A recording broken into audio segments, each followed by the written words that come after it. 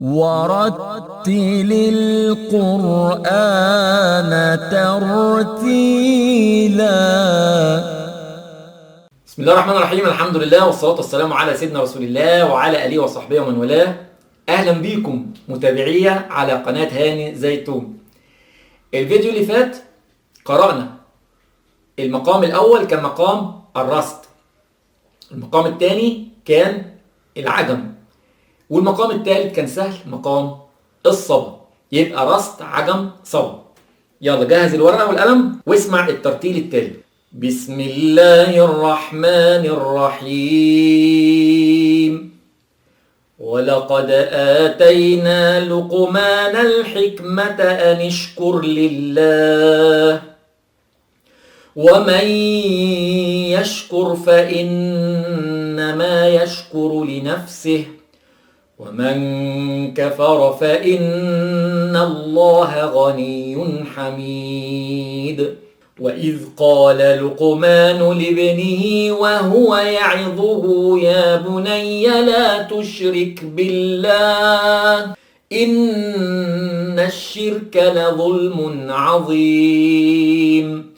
ووصينا الإنسان بوالديه حملته أمه وهنا على وهن وفصاله في عامين أن اشكر لي ولوالديك إلي المصير.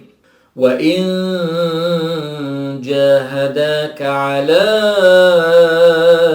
أن تشرك بي ما ليس لك به علم فلا تطعهما وصاحبهما في الدنيا معروفا واتبع سبيل من أناب إلي ثم إلي مرجعكم فأنبئكم بما كنتم تعملون.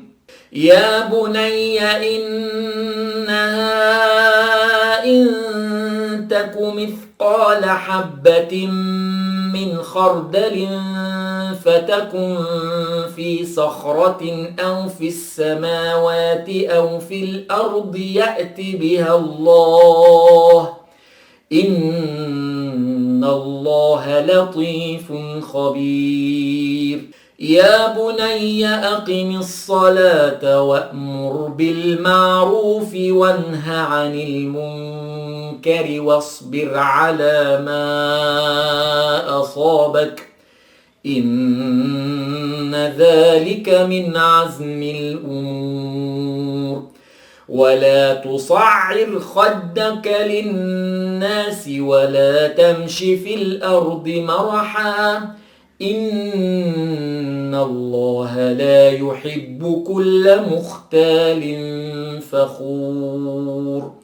وقصد في مشيك واغضض من صوتك إن أنكر الأصوات لصوت الحمير. صدق الله العظيم. يا ترى عرفت احنا قررنا المقامات ايه؟ عرفت ايه المقام الاول؟ طب عرفت التاني؟